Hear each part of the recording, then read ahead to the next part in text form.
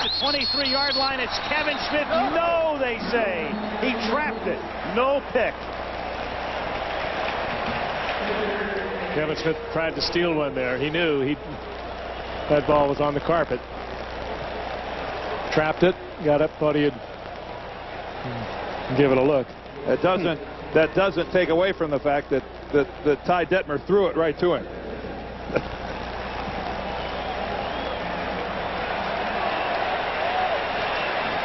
So now it's 3rd down and 8 from the 30-yard line. 2:16 left in the 4th.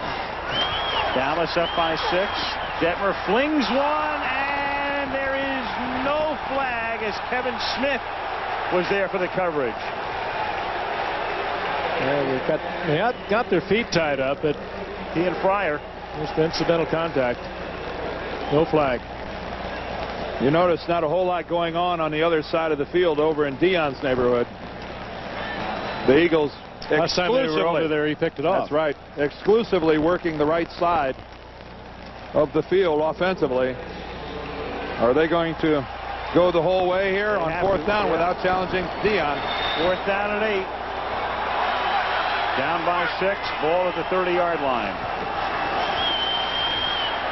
And the pass over the middle is intercepted at the 8-yard line by George Teague.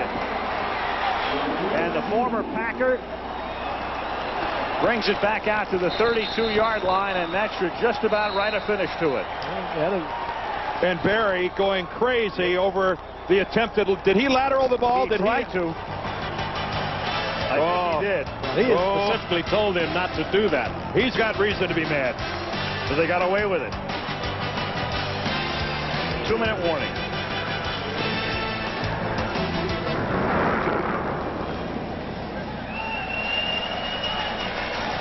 Barry Switzer, as we saw on the way to commercial, extremely upset that George Teague at the end of that play actually did hand the ball to Darren Woodson. Burned last week in Buffalo on a similar play, and on the intelligence meter, that play by George Teague is in negative numbers. A foolish chance taken when the game is secured, when all you have to, here it is at the very end, there he hands it to Darren Woodson, and again, if there's any type of a collision at that point in time, that ball comes out, and if I'm George Teague, I just start jogging for Dallas because I'm not getting on the airplane. Woodson very wisely got it on the carpet. Well, the Eagles can now only stop the clock one time, and the Dallas Cowboys trying to secure a victory that would make them 2-3. It would also put Washington alone on top in the NFC East at 4-1, and the Eagles would drop to 3-2. But two long-range questions. As we all know, the Cowboys are capable of stringing together a lot of victories. At 2-3, they are very much in it. And secondly, for the Philadelphia Eagles, the question is, where do they go now without Rodney Peete? Where and how far can they go with Ty Detmer? And do they go out onto the open market? The trading deadline, I believe, is October the 8th. And do they go out on the open market and try to find themselves a quarterback? Well, I think it'd be unthinkable for them not to do it. Ty Detmer is not ever been around for 4 years and not played a heck of a lot. The salary cap comes into play. How much money can you spend on a quarterback? Just releasing somebody, that still counts against the cap. Well, each team will really welcome this bye week.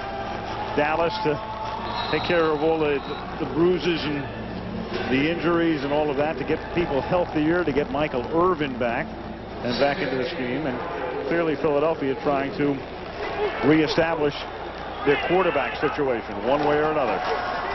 On 2nd down and 8, Sherman Williams bumps off a would-be tackle. A flag goes down, and for the moment he has a 1st down up at the 47-yard line.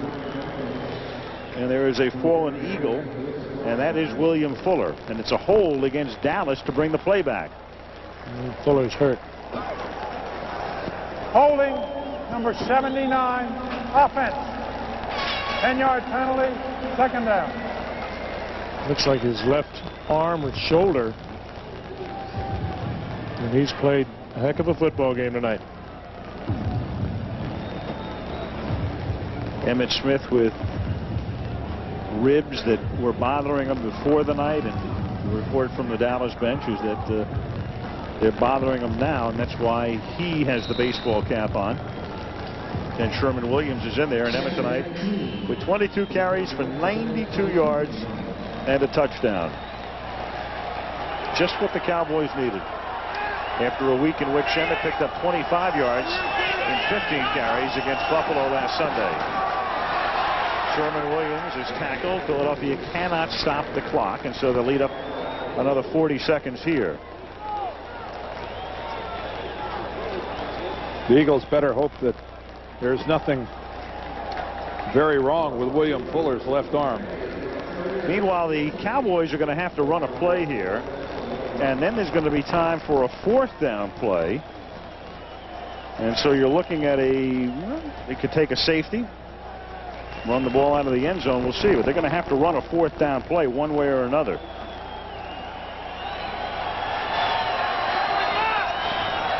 Third down and 20 from the 20-yard line. Williams to the 23. So now the play clock goes back to 40. There's the game clock. And Dallas is going to have to run some form of a play here. A punt. Yep. Well, of course, the problem is with a punt, you get a bad snap, you get a block punt. Yeah, they could run around, kill some time, and take the safety. Then they could punt it, get a free kick from the 20. What about a 14-second difference? 14-second difference. They could take a delay penalty and then a safety. We take a timeout with 1 second left on the play clock. And that is what they are going to do. They take a timeout with 15 seconds remaining in the game. But the clock will not stop until the ball is snapped on the next play. And Barry Switzer, unless some form of disaster hits him here, I'll bet he's not counted out either. Will continue that streak of 231 games as a head coach at Oklahoma and Dallas, and never having lost 3 games in a row. It's remarkable, isn't it? That's unbelievable. And that includes, I mean, even if he, let's say, lost the last game one year, he never lost 2 the following year. That's any 3-game period. Well, let's just talk about that career of Barry Switzer's. In that career, I wonder how many games he actually went into that game where he was an underdog. Good point. Not very many. The last time, in fact, the Cowboys were an underdog was in the middle of the '94 season to the 49ers in a regular season game. They were a dog in the NFC Championship game in '94, but tonight they went in as the dog. Deion Sanders tonight, if you're keeping score, has logged 107 out of 119 possible plays. Well, Jet's going to run it out of the end zone. He's going to run around, and then he'll take the safety there. And that will make the score 23-19, and now they get the free kick it from the 20-yard line. And that should just about, by the time they return it, to just about take off the final ticks. Deion, big play early on tonight. Caught a 39-yard aerial from Troy Aikman. And an interception. If the Eagles run an offensive play at the end of this ball game, Deion will most certainly be in there for it. That'll bring him up to 108, which will tie 2 of his previous games. He's already had 2 108s, once against the Bears, and he did 108 last week against Buffalo. Chuck, I know you don't like him, but that's still a lot of plays.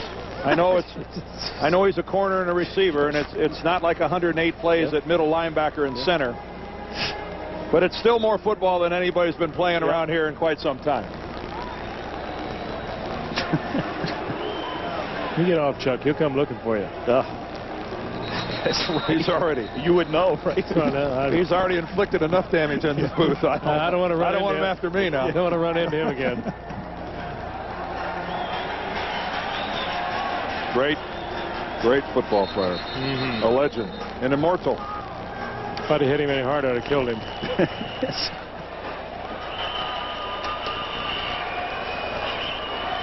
Well, now Boniol's going to kick off. And you cannot use a tee following a safety. You either have to free kick it or have a holder, which is why Brock Marion holds it in place. That's because this is going to be the ugliest squib bouncing thing you've ever seen. Major. They're not looking for a high arcing punt here.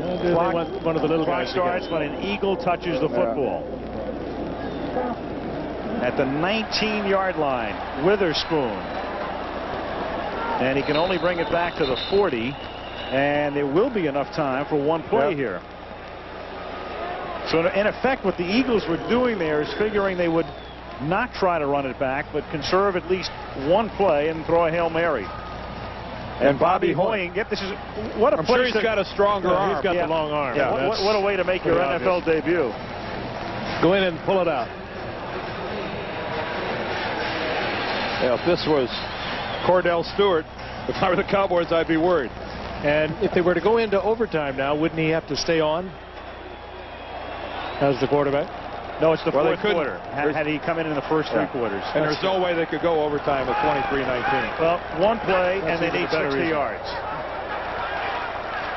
Hoying, well, he won't even have the chance because the ball is knocked loose. The Cowboys pick it up.